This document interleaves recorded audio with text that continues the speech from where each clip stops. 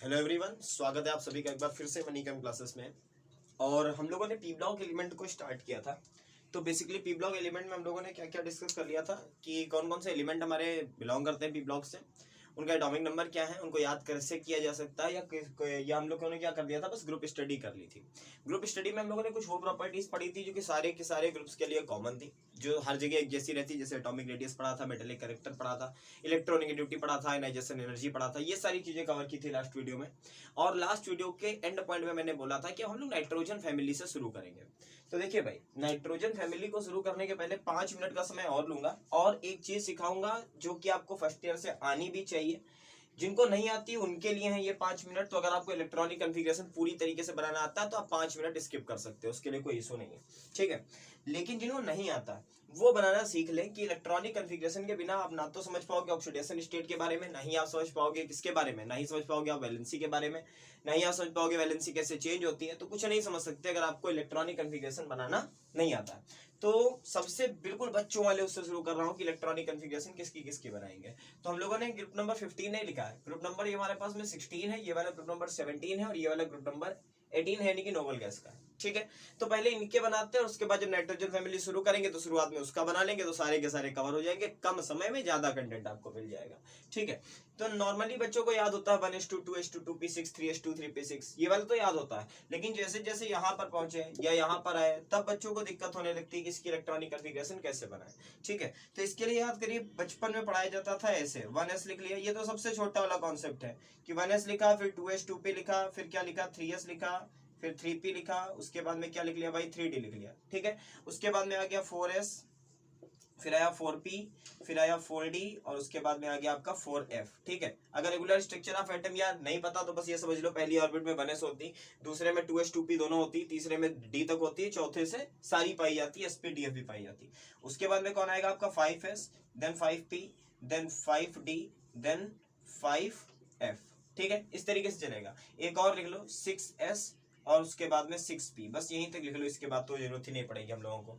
तो energy level बढ़ता कैसे है, एनर्जी लेवल ऐसे बढ़ता है, सबसे पहले 1s आता है, उसके बाद में कौन आता है 2s आता है, उसके बाद में देखिए 2p आएगा, फिर कौन आएगा 3s आएगा, उसके बाद में 3p के बाद में कौन सा आ जाएगा 4s आ जाएगा, 3p के बाद कौन आ जाएगा 4s आ जाएगा। कि इसकी एनर्जी कम होती है तो ये पहले भर लिया जाएगा और 3d बाद में भरी जाएगी। 4s के बाद नंबर आएगा 3d का, देन 4p और देन 5s, 5s के बाद में 4d, then 5p, then 6s और 6s के बाद देखो कौन आएगा 4f, then 5d, then 6p। ये पैटर्न हम लोगों का चलेगा। तो इस बात को याद रखना। ये चीज दिख रही नहीं दिख रही, कहां तक का दिख रहा है, ये वाला दिख रहा, हाँ ठीक है ये वाला दिख रहा है। तो कौन सा 5p के बाद में यहाँ पर 6s लिखा होगा नीचे, और यहाँ पर 5d के नीचे ये वाला जो 5d लिखा हुआ दिख रहा है छोटा सा, इसके नीचे 6p लिखा होगा, तो जो एरो जाएगा वो 6p पे काटेगा और ये वाला जो 5p का आगे एरो जाएगा वो 6s पे काटेगा, ठीक है। तो बस इतनी बात अपने में नोट कर लेना। तो ये तो ब्रह्मास्त्र है, ये पता होना चाहिए, ठीक है। दूसरी बात क्या है कि हम लोग क्या करते हैं, इनके नंबर मैंने कहा था कल याद कर लो, इनके नंबर याद कर लो कि हीलियम का 2, नियॉन का 10, आर्गन का 18, क्रिप्टॉन का 36, जेनॉन का 54 और रेडॉन का 86, ये याद होने चाहिए। याद क्यों होने चाहिए, क्योंकि जब आप इलेक्ट्रॉनिक कॉन्फ़िगरेशन बनाओगे तो हम सॉल्ट में इनको लिख लेते हैं, ठीक है। समझना ध्यान से। अगर जनरली मैं किसका बनाऊं, जनरली मैं 8 का बनाऊं तो 8 को मैं क्या लिखूंगा 1s2, उसके बाद लिखूंगा 2s2, उसके बाद क्या लिखूंगा 2p, उसके बाद लिखूंगा 2p4। तो कहोगे 2 2 4 और 4 8। लेकिन अगर मैं एक और चीज चाहूं लिखना तो मैं क्या लिख सकता हूं, मैं लिख सकता हूं इसको हीलियम, हीलियम के बाद में मैं लिख लूं 2s2 और फिर लिख लूं मैं 2p4, ठीक। अब हीलियम क्यों लिख लिया, क्योंकि हीलियम का एटॉमिक नंबर कितना है 2 है। तो अगर हीलियम का बनाते हैं तो नॉर्मल सा इलेक्ट्रॉनिक कॉन्फ़िगरेशन क्या आएगा 1s2 आएगा। तो जहां पर 1s2 है उतनी की जगह पर मैंने क्या लिख लिया हीलियम लिख लिया। ये बात अभी नहीं पता चल रही कि ये कितनी अच्छी है, लेकिन जब आप यहां पर लिखने आओगे इलेक्ट्रॉनिक कॉन्फ़िगरेशन तब आपको पता चलेगा कि ये बात कितनी अच्छी है, ठीक है। चलिए अब इसका अगर बनाना है तो इन सॉल्ट हम क्या लिख सकते हैं, देखो हीलियम लिखा, हीलियम का मतलब 2 हो गए, उसके बाद में लिखा मैंने 2p, कितना 2s2 और उसके बाद में 2p4 की जगह 5, भाई एक इलेक्ट्रॉन बढ़ाया 8 से 9 तो 2p5 हो गया। और अगर नियॉन का लिखना है तो क्या लिख लिया भाई हीलियम, और हीलियम के बाद में लिख लिया 2s2 और उसके बाद में 2p6। देखो पूरी भर गई ऑर्बिट, s भी फुलफिल्ड और p भी फुलफिल्ड। तो ये भी बात बताता है कि नियॉन जो है वो नोबल गैस की कैटेगरी में आएगा। अब देखिए सॉल्ट कैसे करेंगे। अब अगर 16 लिखना है तो 16 से पहले देखो हम लोग अगर इसको पूरा का पूरा बनाए, पूरा का पूरा बनाए क्या 1s2 2s2 2p6, तो इतने पूरे का मतलब ही क्या है, नियॉन की इलेक्ट्रॉनिक कॉन्फ़िगरेशन है। तो हमें कितने का बनाना है, 16 का। तो 16 का बनाना तो हम सबसे पहले क्या लिख लेते हैं, नियॉन। सबसे पहले क्या लिख लेते हैं, नियॉन। अब नियॉन लिख लिया यानी कि 10 तो हमने भर दिया, 10 भर दिया तो हमें बाकी के 6 भरने।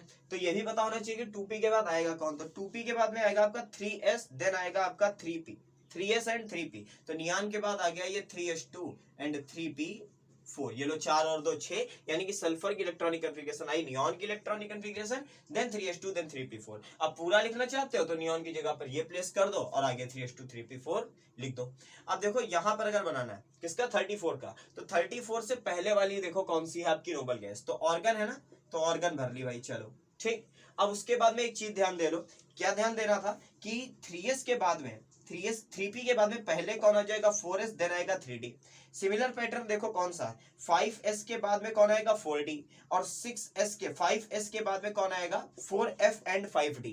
कहने का मतलब यह है कि d हमेशा एक कम वाली भरी जाएगी, n-1d हमेशा भरोगे आप, ठीक। अगर आप चौथे ऑर्बिट पे हो तो डी तीसरी भरी जाने वाली, अगर आप पांचवी ऑर्बिट पे हो तो डी हमेशा फोर्थ भरी जानी। और देखो एफ का गैप कितना है, तो एफ का गैप है भाई 5s के बाद में, 5s के बाद में है 4d, 5p, देन 6s, और 6s के बाद में 4f, यानी कि जो f ऑर्बिटल है वो हमेशा n-2f भरी जाएगी। कौन सी भरी जाएगी, n-2f भरी जाएगी। तो सुनिए ध्यान से कि अगर 34 है तो ऑर्गन बनाया, ऑर्गन मतलब 18। अब इसके बाद में 3s की जगह पर आया 4s2, और कहोगे सर उसके बाद में आ गया 4p4, तो जरा जोड़ो भाई, तो 18 19 20 और 4 24, यहाँ पर कितना है 34, गैप कितने का है 10 का, तो बीच में कौन सी ऑर्बिट भरी हुई होगी, पूरा अपना पैटर्न। 4s के बाद में 3d, 3d के बाद में 4p, तो 4s के बाद 3d, 3d के बाद में 4p, ये इलेक्ट्रॉनिक कॉन्फ़िगरेशन आएगी। इसके बाद देखो अगर किसका, टेलुरियम का बनाना है, 52 का बनाना है, तो 52 के पहले देखिए आपकी नोबल गैस कौन सी है, क्रिप्टॉन रखी हुई है, तो पहले लिख लिया क्रिप्टॉन। तो क्रिप्टॉन का मीन्स हमने कितना कवर कर लिया भाई, 36 कवर कर लिया। 36 कवर किया तो आया अगला 5s2, उसके बाद में 5p4, और बीच में आपका 4d10, काउंट कर लो सही आएगा। तो पैटर्न भी सही है हमारा, 5s के बाद 4d, 4d के बाद में कौन सा आया 5s, 5s के बाद में आपका 4d, उसके बाद में आपका कौन सा 4p आएगा, 5s 5p आएगा, सॉरी हाँ भाई कह रहा हूँ कहीं पे मिस्टेक है, 5s2 एंड 5p4, तो बीच में कौन सी n-1d यानी कि 4d10 भरा गया, ठीक है। अब देखो पोलोनियम की बात, तो पोलोनियम से पहले कौन है आपके 54, यहाँ पे बिल्कुल क्लियर हो जाएगा कॉन्सेप्ट, एकदम दिमाग में घुस जाएगा। तो सबसे पहले हम लोगों ने लिख लिया क्या, जेनॉन। अब जेनॉन का मीन्स हमने कितना कवर कर लिया भाई, 54 तक तो हम कवर कर ले गए, 54 तक कवर कर ले गए, तो बचा हमारे पास में क्या 6s2 और 6p4, यही आएगी ग्रुप के लास्ट, 6s2 6p4, एक जैसी इलेक्ट्रॉनिक कॉन्फ़िगरेशन होती। तो भाई काउंट करो जरा, तो 54 और 2 यानी कि हुए आपके 56, 56 प्लस 4 आपके कितने हुए जाकर के, तो हो गए 60। अभी भी कितने का गैप है, 24 का, 60 और 84 में कितने का गैप, 24 का। तो 24 का गैप मतलब देखो कितने का गैप है, 14 का और 10 का, कितने का गैप है, 14 का और 10 का, जो कि बिल्कुल f और d ऑर्बिटल की फुलफिल करने की कैपेसिटी रखता है। यानी कि यहाँ पर आपका क्या आएगा, 6s के बाद में देखिए कौन आएगा 4f, तो यहाँ आएगा आपका 4f14, और उसके बाद में आपका आएगा 5d10। ये इलेक्ट्रॉनिक कॉन्फ़िगरेशन आएगी किसकी, पोलोनियम की, ठीक है। तो इसी तरीके से आप आगे की भी बना सकते हो, अगर इसकी बनाओगे तो बाकी सब कुछ सेम रहेगा, बस यहाँ पर आ जाएगा 3s2 और 3p5, ठीक है। अगर इसकी बनाओगे तो आएगा आपका क्या, सबसे पहले आ जाएगा ऑर्गन, ऑर्गन के बाद में 4s2, देन आ जाएगा आपका 3d10, और उसके बाद में आ जाएगा 4p5, इस तरीके से आएगा, ठीक है। यहाँ पर भी सिमिलर कर सकते हो काम, कोई इशू नहीं है कि हम क्रिप्टॉन का बनाने जा रहे हैं तो 36 बनाना है, तो हम पहले क्या लिख लेंगे, ऑर्गन। अब ऑर्गन लिख लिया हमने, तो यानी कि 18 तो हमारा कवर हो गया। अब 18 कवर हो गया तो हमें क्या बनाना है, 18 कवर होने के बाद में देखो इस लाइन में 4s2 4p4 की लाइन में, तो 4s2 4p6, और बीच में क्या आएगा 3d10, तो 10 6 16 17 18, और 18 कितना हो गया 36 हो गया, ठीक है। अब कुछ बच्चों के दिमाग में ये बात होगी कि सर पूरी क्यों नहीं लिख सकते, तो बिल्कुल भाई आप पूरी लिख सकते हो, उसमें कोई ऐसा इशू नहीं कि आपको पूरी लिखने की मनाही है, लेकिन हाँ आपको मतलब केवल कितने से होता है, आपको मतलब होता है केवल इससे, ठीक, वो वाली तो बॉन्ड फॉर्मेशन में हिस्सा नहीं लेती। आपको मतलब केवल कितने से होता है, जो बाहरी ऑर्बिट है। तो बाहरी ऑर्बिट से अगर आपको मतलब है तो उधर का लिखने का मतलब कोई आपका बनता नहीं, तो टाइम बचाने के लिए आप सॉल्ट में लिख सकते हो। लेकिन लेकिन लेकिन जब हम लोग नाइट्रोजन ग्रुप पढ़ेंगे तो हम लोग दोनों वाली इलेक्ट्रॉनिक कन्फिग्रेशन अभी बनाने वाले हैं, यानी कि सॉल्ट वाली भी बनाएंगे और पूरी वाली भी बनाएंगे, ठीक है। बट वो लास्ट में बनाएंगे, पहले बाकी की बातें डिस्कस कर लेंगे उसके बारे में। तो देखो एक छोटी सी टेक्निक है, इलेक्ट्रॉनिक कन्फिग्रेशन का रिकैप है दिमाग के अंदर, ठीक है। तो 10 मिनट की वीडियो हो गई है। चलिए अब हम लोग नाइट्रोजन ग्रुप को शुरू कर देते हैं। शुरू कर दें, जितना हम लोग कर सकते हैं उतना कर लेंगे आज के वीडियो में, ठीक है। चलो भाई इसको हटाते हैं। जिन बच्चों को नाइट्रोजन ग्रुप याद हो वो नाइट्रोजन ग्रुप को क्या करें, वो नाइट्रोजन ग्रुप को अपनी कॉपी में लिख लें और उसकी इलेक्ट्रॉनिक कन्फिग्रेशन हम लोग बिल्कुल वीडियो के लास्ट में बनाएंगे, ठीक है। चलिए भाई, कौन सा ग्रुप पढ़ना शुरू करना था, नाइट्रोजन फैमिली। तो नाइट्रोजन फैमिली में कौन कौन थे, नाइट्रोजन था, फास्फोरस था, आर्सेनिक था, बिस्मथ था, एंटीमनी था पहले और उसके बाद में बिस्मथ था, ये हो गए, ठीक। नाइट्रोजन, फास्फोरस, आर्सेनिक, एंटीमनी और बिस्मथ। अगर एटॉमिक नंबर की बात करते हैं तो एटॉमिक नंबर किसके किसके थे, देखो इसका 7 था, तो ऑब्वियस सी बात है इसका कितना हो जाता, फास्फोरस का 15 होता। 15 से अगर आप 18 ऐड कर लेते तो कितना हो जाता आपका 33। 33 के बाद में अगर आप फिर से क्या कर लेते, 18 ऐड करते तो आता आपका 51। उसके बाद 32 ऐड कर देते आप, 32 ऐड करते तो आपका आता कितना, 3 और 1 कितना, 2 और 1 3, यानी कि आता आपका 83। ये आपकी आगे इलेक्ट्रॉनिक कन्फिग्रेशन, ठीक है। हम लोगों ने कुछ बेसिक प्रॉपर्टी पढ़ी थी, वो बेसिक प्रॉपर्टी जो सबके लिए सेम थी वो यहाँ पर डिस्कस कर लेते हैं, उस साइड में जो नहीं है वो यहाँ पर डिस्कस कर लेंगे, ठीक है। तो हम लोगों ने क्या क्या पढ़ा था, सबसे पहली चीज हम लोगों ने पढ़ी थी कौन सी, एटॉमिक रेडियस। ये पिछली वीडियो की बात है, तो जिन्होंने पिछला वीडियो नहीं देखा है वो पहले पिछला वीडियो भाई देख लो। यार मेन ग्रुप पढ़ाने जा रहा हूँ, ठीक है, बहुत दिनों के बाद में वीडियोस वापस बोर्ड पे बनना शुरू हुए हैं, तो मेन ग्रुप पढ़ाने जा रहा हूँ, बहुत रिलैक्स माइंड से पढ़ाऊंगा, ठीक है। जल्दी मत करना कि चलो सीख जाएंगे बस, हाँ ठीक है, जल्दी मत करना, बिल्कुल आराम से सीखना एक एक चीज को। तो अगर एक एक चीज को सीखो, इनऑर्गेनिक सबसे कठिन है, अगर देखने जाओ डेप्थ में पढ़ने जाओ तो इनऑर्गेनिक बहुत कठिन चीज है, ठीक। और अगर एक बार समझ में आ गई तो इससे ज्यादा मजा कहीं नहीं आता। तो एटॉमिक रेडियस सबसे पहली पढ़ी थी। दूसरी हम लोगों ने क्या पढ़ी थी, प्रॉपर्टी इलेक्ट्रोनिगेटिविटी, क्या पढ़ी थी, इलेक्ट्रोनिगेटिविटी। तीसरी चीज हम लोगों ने क्या पढ़ी थी, याद करिए, आयनाइजेशन एनर्जी पढ़ी थी। क्या पढ़ी थी, आयनाइजेशन एनर्जी। चौथा हम लोगों ने क्या पढ़ा था, चौथा पढ़ा था हम लोगों ने शायद मेटेलिक कैरेक्टर। पांचवा हम लोगों ने क्या पढ़ा था, नॉन मेटेलिक कैरेक्टर, ये पढ़ा था। छठा हम लोगों ने क्या पढ़ा था, वैलेंसी, ठीक। ये चीजें हम लोगों ने पढ़ रखी हैं, atomic radius, electronegativity, ionisation energy, metallic character, non metallic character, और क्या पढ़ रखा था, वैलेंसी पढ़ रखा था, ठीक है। तो ये 6 बातें हम लोगों ने पढ़ी थी, वो यहाँ अप्लाई होंगी। अगर हम क्या कहते हैं, अगर हम यहाँ पर लिख दें एक वर्ड, क्या लिख दें, 2 वर्ड, कौन से लिख दें, 3 वर्ड लिख दें, डाउन द ग्रुप, ठीक।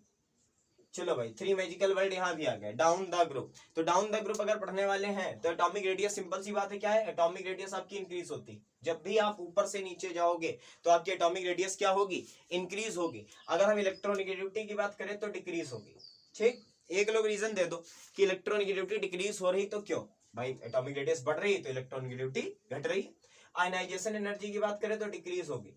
मेटेलिक कैरेक्टर, ऊपर से नीचे आओगे, ऊपर से नीचे आने पर मेटेलिक कैरेक्टर इंक्रीज होगा। अब बहुत सारे ये समझा नहीं रहे, पिछले वीडियो में हो चुकी भाई बात इनकी, ठीक है, इसलिए लिख रहा हूं कि पिछले वीडियो में कवर है ये।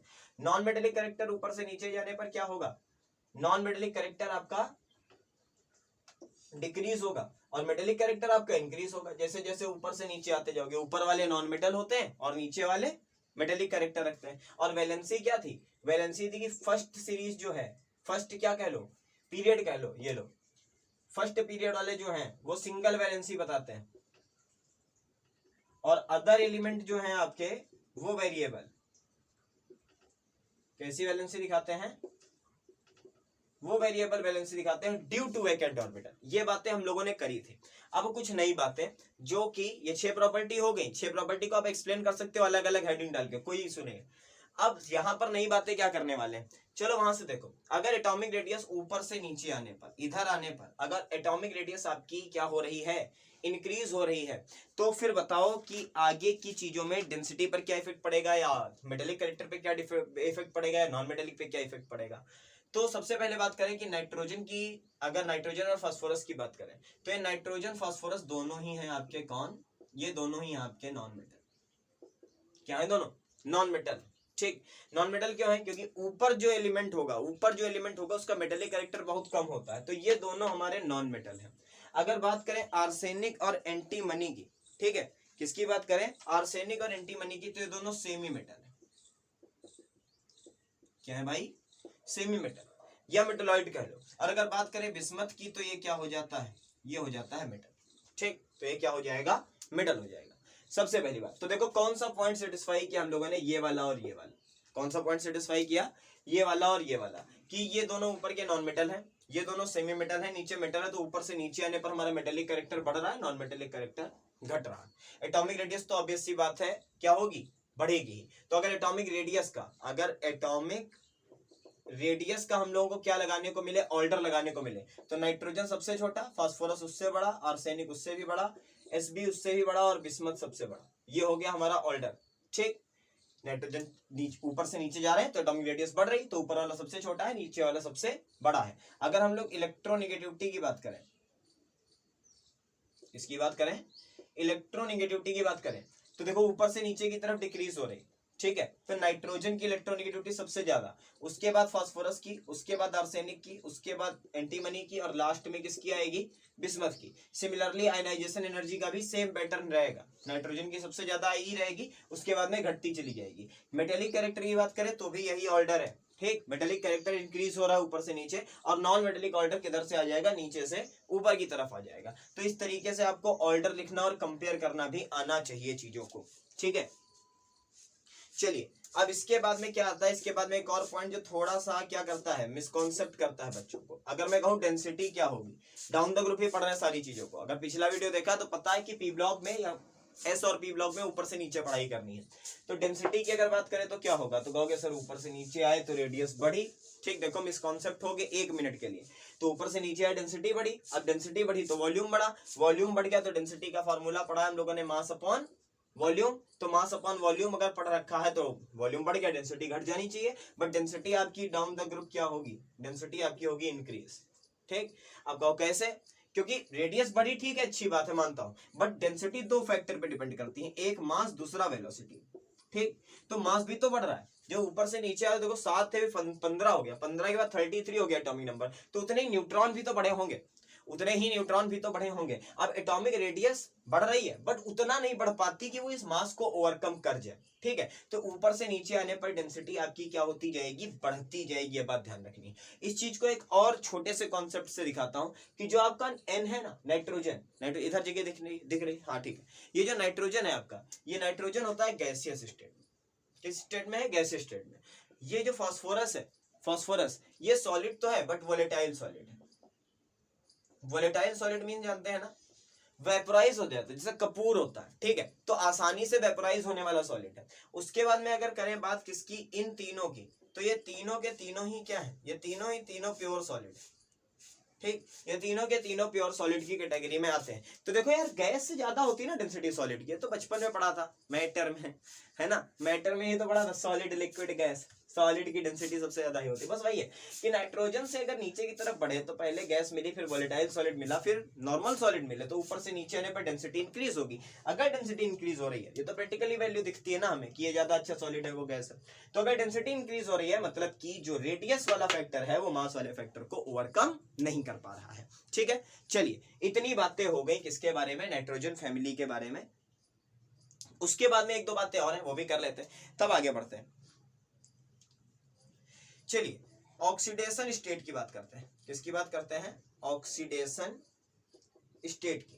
चलिए, इसके बारे में क्या कहा था कि ऑक्सीडेशन स्टेट समझने के लिए आपको क्या बनाना आना चाहिए? आपको इलेक्ट्रॉनिक कन्फिगरेशन बनानी आनी चाहिए। तो अगर इलेक्ट्रॉनिक कन्फिगरेशन बनाना चाहो तो आप बना लेते हैं पहले, उसके बाद ऑक्सीडेशन स्टेट को कोशिश कर रहा था कि इनर्ट पेयर इफेक्ट भी हो जाए इसी में, बट शायद इनर्ट पेयर इफेक्ट तो नहीं हो पाएगा, लेकिन हाँ ऑक्सीडेशन स्टेट तक कवर करते हैं चीजों को।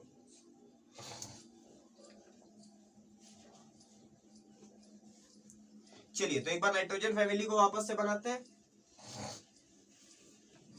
और उसके साथ में हम लोग क्या पढ़ते हैं कि इनकी इलेक्ट्रॉनिक कॉन्फ़िगरेशन कैसे बने। एक बार रिकॉल हो जाएगा वापस से, बहुत जल्दी भागोगे तो चीजें समझ में नहीं आएंगी। दोनों तरह से बनाएंगे, है ना।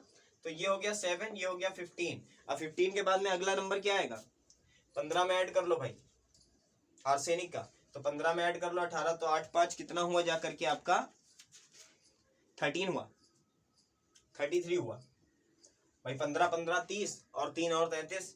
ठीक, उसके बाद में यहाँ से आएंगे नीचे तो कितना ऐड करेंगे, फिर से ऐड करो तो 8 और 3 11 यानी कि 51, और उसके बाद में ऐड करो 32, 32 ऐड किया तो हुआ 2 और 1 3 83। ठीक है, चलिए ये हो गया एटॉमिक नंबर। अब कोई इलेक्ट्रॉनिक कॉन्फ़िगरेशन बनाओ, तो इसकी तो देखो नॉर्मल बनेगी 1s2 2s2 2p3, और आप क्या लिख लो, हीलियम लिख लिया, और हीलियम के साथ में लिख लिया 2s2 और साथ में 2p3। कहो ठीक सर। इसका बनाऊं तो बनेगा 1s2 2s2 2p6 3s2 3p3, और क्या लिख सकते हैं हम लोग, लिख सकते हैं हम लोग इसकी जगह पर नियॉन, तो इतने की जगह पे नियॉन आ गया। अब देखो लिख लिया 3s2, उसके बाद में 3p3, ये हो गया। उसके बाद में अगर बनाते हैं तो 1s2 आएगा, 2s2 आएगा, 2p6 आएगा, 3s2 आएगा, 3p6 आएगा, 4s2 आएगा, देन 3d10 आएगा, और देन 4p3 आ जाएगा। कवर कर लो, देख लो 2 2 4 6 10 2 12 6 18 19 20 10 3 10 30 और 3 33। ठीक है, अगर इंसॉल्ट लिखना चाहते हो तो इसे क्या लिख लेते हैं, देखो क्या लिख लेते भाई, यहां तक ये जो था हमारे पास में 33, तो 33 से पहले कौन था, आर्गन 18, 18 के बाद में ये लिख लो 4s2 3d10 और 4p3, ये सॉल्ट में हो गया। अब अगर इसका बनाना है तो क्या लिखे, पहले सॉल्ट वाला लिख रहा हूं, तो सॉल्ट वाला लिखूंगा तो ऑर्गन के बाद में कौन आ गई, ऑर्गन के बाद में आई हीलियम नियॉन आर्गन क्रिप्टॉन, तो क्रिप्टॉन लिखा है नहीं 36, उसके बाद में आ गया आपका 5s2 4d10 और 5p3, बस हो गया।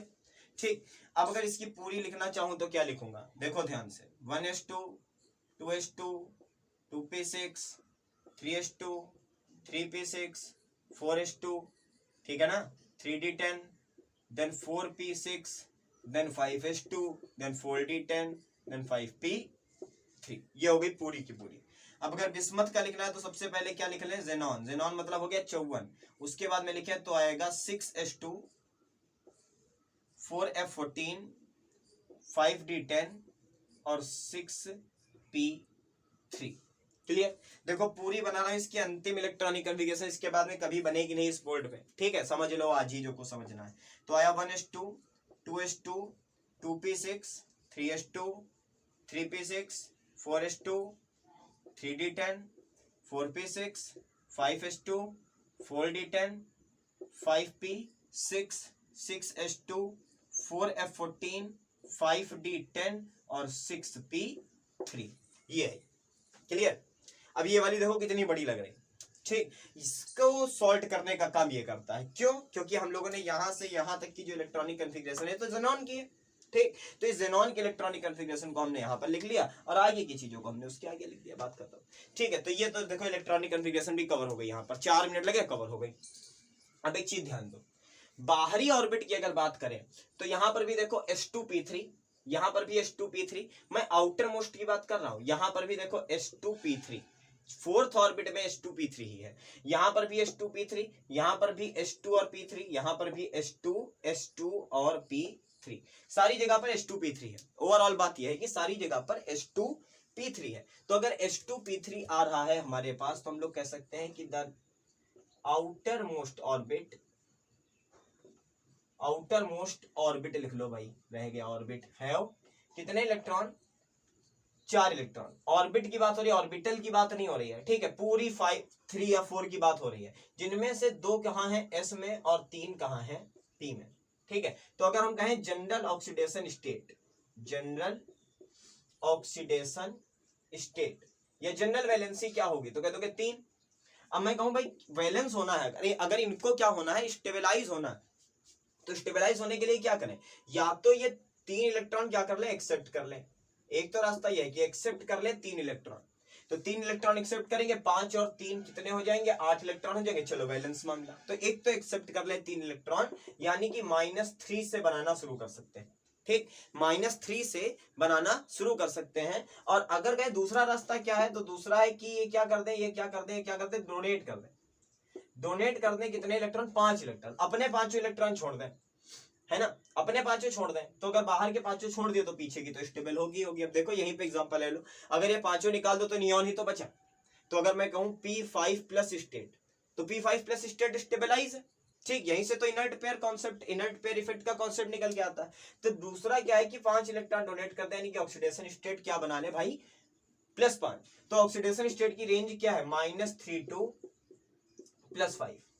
क्या रेंज है, -3 टू +5। ठीक है, एक बात और यहां पर याद रखना कि कोई भी चीज केवल उतनी ही मैक्सिमम ऑक्सीडेशन स्टेट दिखा सकती है जितनी उसकी आउटर मोस्ट में इलेक्ट्रॉन है। ठीक, अगर मैं कहूं क्लोरीन कितनी मैक्सिमम ऑक्सीडेशन स्टेट दिखा सकता है, हाइपोथेटिकली पूछा है, ये नहीं कि दिखाता है या नहीं, कितनी दिखा सकता है, तो आप कहोगे +7 दिखा सकता है, क्योंकि इसकी जो बाहरी ऑर्बिट है उसमें कितने इलेक्ट्रॉन है, उसमें इलेक्ट्रॉन है हमारे कितने, 7।